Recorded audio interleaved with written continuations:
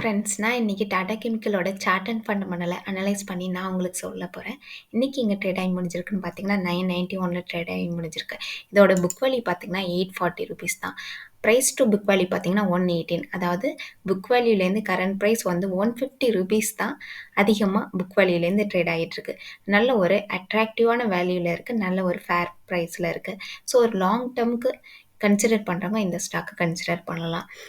எதனால இவங்க வந்து இவ்வளோ கம்மியாக ட்ரேட் ஆகிட்டு இருக்குன்னு பார்த்தீங்கன்னா, இவங்க வந்து லாஸ்ட் 3 இயர்ஸாக இவங்களோட ப்ராஃபிட் நெகட்டிவ்ல காமிச்சிட்ருக்காங்க. அது ஒரு ரீசனுக்காக தான் இவங்களோட ப்ரைஸ் வந்து பெருசாக மூவ்மெண்ட் இல்லாமல் இருக்குது. ஸோ ஃப்யூச்சரில் இவங்க வந்து இவங்களோட சேல்ஸை நல்லா இன்க்ரீஸ் பண்ணி இவங்களோட ப்ராஃபிட்டை அதிகரித்தாங்கன்னா இவங்களோட ப்ரைஸ் நல்லா ஏறுறதுக்கு வாய்ப்பு இருக்குது. இப்போ வந்து நம்ம சீப்பாக கிடைக்கும்போது ஃபேராக கிடைக்கும்போது நம்ம இதை கன்சிடர் பண்ணலாம். இவங்க டிவிடெண்ட் ஈல்டு எவ்வளோ கொடுக்குறாங்கன்னு பார்த்தீங்கன்னா 1.76% கிட்ட டிவிடெண்ட் ஈல்டு கொடுக்குறாங்க. பார்த்தீங்கன்னா 2021ல 750 கிட்ட இது ட்ரேட் ஆகிட்டு இருந்திருக்கு. இப்போ வந்து ₹1000 கிட்ட ட்ரேட் ஆகிட்டு இருக்கு. லாஸ்ட் 3 இயர்ஸில் இது பெருசாக ஒன்று பெர்ஃபார்ம் பண்ணலை. ஸோ ஒரு கன்சல்டேஷனில் தான் இது ட்ரேட் ஆகிட்டு இருக்கு. ஃப்யூச்சரில் நல்லா பெர்ஃபார்ம் பண்ணணும்னா இதோட சேல்ஸு அதிகரிக்கணும். அதே நேரத்தில் ப்ராஃபிட்டும் நல்லா காமிக்க ஆரம்பிச்சாங்கன்னா இதை நல்லா பெர்ஃபார்ம் பண்ணும். இப்போ வந்து ஆர்எஸ்ஐ பார்த்தீங்கன்னா 45 கிட்ட இருக்கு. எப்பவுமே சொல்லுவோம் 60க்கு மேலே இருந்தால் தான் வந்து புல்லிஷ்ன்னு சொல்லுவோம். இப்போ வந்து 45ல இருக்கு. 40 to 60 வந்து கன்சல்டேஷன் ஆகுற இடம். ஸோ இது 45ல இருக்கிறதுனால இப்போ வந்து இது கன்சல்டேஷன்ல இருக்கிறதா தான் காமிக்குது நமக்கு சார்ட்ல. ஃபிப்னாச்சி பண்ணி பார்க்குறேன். ஒரு கரெக்ஷன் வந்துச்சுன்னா மேக்ஸிமம் இது எது வரைக்கும் கீழே வரதுக்கு வாய்ப்பு இருக்குது அப்படிங்கிறத நம்ம பார்ப்போம். ஃபஸ்ட்டு லெவலாக எங்கே இருக்குதுன்னு பார்த்தீங்கன்னா 973ல இருக்குது. இந்த இடமே வந்து நல்ல ஒரு கன்சல்டேஷன் இடமா இருந்திருக்கு பாருங்கள். கிட்டத்தட்ட வந்து 2023லேருந்து 2024 இந்த டேட் வரைக்குமே நல்ல ஒரு கன்சல்டேஷனாக இந்த இடத்துல இருந்திருக்கு. ஸோ இதுக்கு கீழே ஒரு வேளை வந்துச்சுன்னா ஒரு சைட்வே ட்ரெண்டை இது பிரேக் பண்ணாமல் இந்த இடத்துலயே சப்போர்ட் எடுத்திருக்கு. 935லேயே சப்போர்ட் எடுத்துட்டு மறுபடியும் 991ல இன்னைக்கு க்ளோஸ் ஆகிருக்கு. ஒருவேளை இந்த ட்ரெண்டை இது பிரேக் பண்ணிடுச்சுன்னா இது வந்து 825 வரைக்கும் கீழே வரதுக்கு வாய்ப்பு இருக்குது. இதுக்கு கீழே போகிறதுக்கு வாய்ப்பில்லை. இது ஏன்னு பார்த்தீங்கன்னா இதோட புக் வேல்யூவே வந்து 840 கிட்ட இருக்குது. ஸோ புக் வேல்யூக்கு கீழே இது வந்து போகிறதுக்கான வாய்ப்பு கொஞ்சம் கம்மி தான். ஒருவேளை அப்படி போகிறதா இருந்தாலுமே இது 200 DMAல சப்போர்ட் எடுத்துக்கிறதுக்கு அதிக வாய்ப்பு இருக்குது. 200 DMA இப்போ எங்கே இருக்குன்னு பார்த்தீங்கன்னா 820 அந்த ரேஞ்சில் இருக்குது. ஒருவேளை 200 DMA பிரேக் பண்ணுச்சுன்னா 700 வரதுக்கு வாய்ப்பு இருக்குது. இது வரதுக்கு நம்ம எதிர்பார்க்க முடியாது. ஏன்னா அது வந்து இதோட புக் வேல்யூ 840 இதுக்கு கீழே வரத்துக்கு கொஞ்சம் ரொம்ப ஒஸ்டான டயத்தில் தான் அது மாதிரி நம்ம எதிர்பார்க்க முடியும். 700 வரைக்கும் வரத்துக்கு நம்ம வந்து இந்த இடமே வந்து லாங் டேர்முக்கு யோசிக்கிறவங்க இந்த இடமே வந்து கொஞ்சம் கொஞ்சமாக கன்சிடர் பண்ணலாம். 825 கிட்ட வந்துச்சுன்னா ஒரு வேளை நல்லா நம்ம கன்சிடர் பண்ணக்கூடிய இடமா நம்ம பார்க்கலாம்.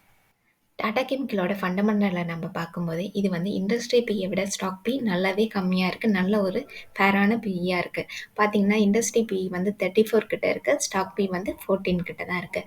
ஆர்ஓசியும் ஆர்ஓஇயும் 15% மேலே இருக்குன்னு சொல்லுவோம். இதில் வந்து ஆர்ஓசி வந்து 11% கிட்ட தான் இருக்குது. ஆர்ஓஇ வந்து 12% கிட்ட தான் இருக்குது. ஒரு ஷேருக்கு இவங்க ₹71 வந்து ஏர்ன் பண்ணுறாங்க. இவங்களுக்கு டெப்ட் வந்து 0.28 கிட்ட இருக்குது. ப்ரொமோட்டர் ஹோல்டிங் வந்து 38% கிட்ட தான் இருக்காங்க. எஃப்ஐ வந்து 14% கிட்ட இருக்காங்க. லாஸ்ட் 3 இயர்ஸில் வந்து இவங்க வந்து 1.79% கிட்ட இவங்களுடைய ஹோல்டிங்கை இன்க்ரீஸ் பண்ணியிருக்காங்க எஃப்ஐஐ. ஸோ வந்து கரண்ட் ரேஷியோ வந்து 2க்கு மேலே இருக்கணும்னு சொல்லுவோம். ஆனால் இவங்க வந்து 1.22 கிட்ட தான் இருக்குது. பிஇஜி ரேஷியோ நெகட்டிவில் இருக்குது. ப்ராஃபிட் வந்து நெகட்டிவாக இருக்கிறதுனால பிஇஜி ரேஷியோ நெகட்டிவாக காமிக்குது. லாஸ்ட் 3 இயர்ஸில் இவங்க எவ்வளோ சேல்ஸ் காமிச்சிருக்காங்கன்னு பார்த்தீங்கன்னா 17.5% கிட்ட சேல்ஸ் காமிச்சிருக்காங்க. அதுவே வந்து ப்ராஃபிட் வந்து லாஸ்ட் 3 இயர்ஸில் இவங்க நெகட்டிவாக தான் இவங்களோட ப்ராஃபிட்டை காமிச்சிருக்காங்க. 10 இயர்ஸ் பிஇ பார்த்தீங்கன்னா 7.51 கிட்ட தான் இருந்திருக்கு. ஸ்டாக் பிஇ வந்து 14 கிட்ட இருக்குது. 10 இயர்ஸ் பியை விட ஸ்டாக் பிஇ அதிகமாக இருக்குது. ஆனால் இண்டஸ்ட்ரி பியை விட ஸ்டாக் பிஇ நல்லா கம்மியாக இருக்குது. செப்டம்பரில் இவங்களோட சேல்ஸ் எவ்வளோ இருந்திருக்குன்னு பார்த்தீங்கன்னா 4000 crores கிட்ட இருந்திருக்கு. அதுவே டிசம்பரில் பார்த்தீங்கன்னா 3730 crores தான் காமிச்சிருக்காங்க. ப்ராஃபிட் பார்த்தீங்கன்னா ஆப்ரேட்டிங் ப்ராஃபிட் வந்து 800 crores கிட்ட காமிச்சிருக்காங்க செப்டம்பர் மந்த்தில். அதுவே டிசம்பரில் பார்த்தீங்கன்னா 540 கிட்ட தான் இவங்க வந்து ப்ராஃபிட் காமிச்சிருக்காங்க. ஸோ வந்து நெட் ப்ராஃபிட்டாக பார்த்தீங்கன்னா இவங்க 495 crores கிட்ட செப்டம்பர் மந்த்து காமிச்சிருக்காங்க. அதுவே டிசம்பர் மந்த் பார்த்தீங்கன்னா 194 crores தான் காமிச்சிருக்காங்க. இவங்களுடைய நெட் ப்ராஃபிட் வந்து நல்லாவே ரெடியூஸ் ஆகிருக்கு.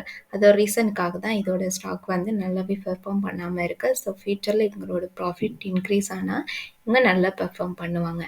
ஏர்னிங் பெர் ஷேரும் பார்த்தீங்கன்னா ₹16 கிட்ட செப்டம்பர் மந்த் இருந்திருக்கு. அதுவே டிசம்பர் மந்த்தில் பார்த்தீங்கன்னா ₹6 கிட்ட தான் ஏர்னிங் பெர் ஷேர் இருக்குது.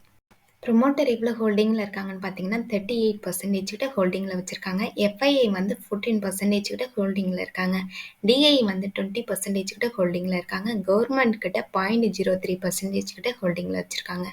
பப்ளிக் வந்து 27.49% கிட்ட ஹோல்டிங்கில் வச்சுருக்காங்க. உங்களுக்கு இந்த வீடியோ பிடிச்சிருந்துச்சுன்னா லைக் பண்ணுங்கள், சப்ஸ்கிரைப் பண்ணுங்கள். இந்த வீடியோ பார்த்தீங்கன்னா எஜுகேஷன் பர்பஸ்க்காக தான். நீங்கள் ஃபர்தராக இன்வெஸ்ட்மெண்ட் பண்ணணும்னு நினச்சிங்கன்னா உங்களுடைய ஃபினான்சியல் அட்வைசரை கன்சல்ட் பண்ணிக்கிட்டு பை பண்ணுங்கள், செல் பண்ணுங்கள். தேங்க்யூ.